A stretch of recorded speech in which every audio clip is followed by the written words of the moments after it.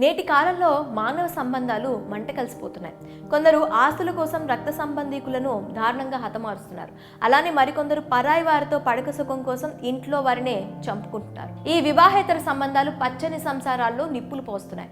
ఇంకా దారుణమైన విషయం ఏంటంటే కొంతమంది మహిళలు పరాయి వాడి కోసం కడుపున పుట్టిన పిల్లల్ని కన్న తల్లిదండ్రుల్ని సైతం కడతీరుస్తున్నారు.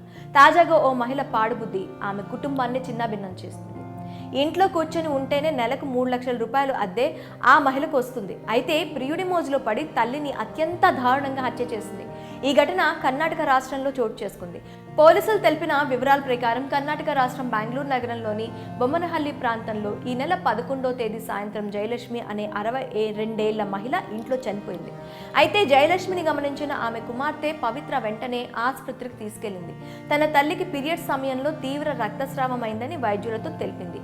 ఇక జయలక్ష్మిని పరీక్షించిన వైద్యులు ఆమె అప్పటికే మరణించినట్లు తెలిపారు. అయితే అదే సమయంలో ఆమె మృతిపై వైద్యులకు సందేహం కలిగి స్థానిక పోలీసులకు సమాచారం ఇచ్చారు.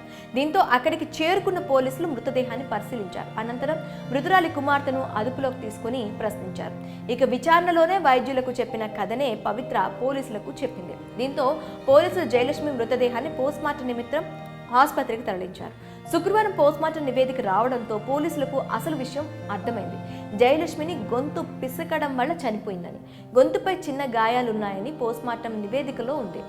దీంతో పోలీసులకు అనుమానం మరింత పెరిగింది. మరోసారి మృతురాలి కుమార్తెను పిలిచి గట్టిగా ప్రశ్నించారు. అయితే దొంగకు ధైర్యం ఎక్కువ అన్నట్లు పోలీసులపైనే పవిత్ర తిరిగి ఫైర్ అయింది. తన తల్లి చనిపోయిన బాధలో ఉంటే ఇలా విచారణ పేరుతో అవమానిస్తారా అంటూ ఎదురు ప్రశ్నించింది. అయినా పోలీసులు పట్టు విడవకపోవడం, తమదైన శైలిలో పవిత్రను అడగటంతో అసలు నిజాలు వెలుగులోకి వచ్చాయి. తాను తన ప్రియుడు లవణీతో కలిసి ఉండగా తన తల్లి చూసిందని, అంతేకాక చాలా సార్లు మందలించిందని తెలిపింది. ఈ క్రమంలోనే పవిత్ర ఆమె లవర్ బాత్రూంలో నుంచి బయటకు వస్తుండగా మరోసారి జయలక్ష్మి చూసింది. ఆ సమయంలో కూతుర్ని తీవ్రంగా హెచ్చరించింది. వారిద్దరి గురించి అందరికీ చెప్తానంటూ హెచ్చరించింది. అంతేకాక పవిత్ర ప్రియుడైన లవణీత్ను జయలక్ష్మి ఇల్లు ఖాళీ చేయించింది. ఇక తమ విషయం బయటకు తెలిస్తే పరువు పోతుందని పవిత్ర భావించింది. అంతేకాక తన ఆనందానికి అడ్డుగా ఉన్న తల్లిని ఎలాగైనా హతమార్చాలని పవిత్ర నిర్ణయించుకుంది.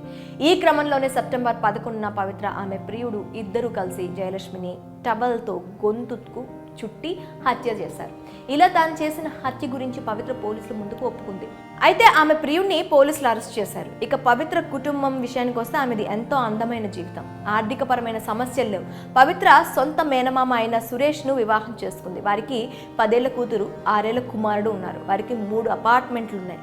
వాటికి అద్దెలే నెలకు 3 లక్షల రూపాయల వరకు వస్తూ ఉంటాయి.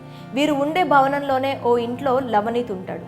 అతడితో పవిత్రకు పరిచయం ఏర్పడి అతి కాస్త వివాహేతర సంబంధానికి దారితీసింది. చివరకు 34 ఏళ్ల పవిత్ర పాడుబుద్ధితో తన జీవితాన్నే కాకుండా కుటుంబాన్ని కూడా చిన్నాభిన్నం చేసింది. ఇలా కేవలం పవిత్రే కాదు, నేటి కాలంలో చాలా మంది మహిళలు పరాయి వాడి సుఖం కోసం పచ్చని సంసారాన్ని నిట్ట నిలువున కూల్చేసుకుంటున్నారు. 5 నిమిషాల పడక సుఖం కోసం అందమైన జీవితాన్ని నాశనం చేసుకుంటున్నారు.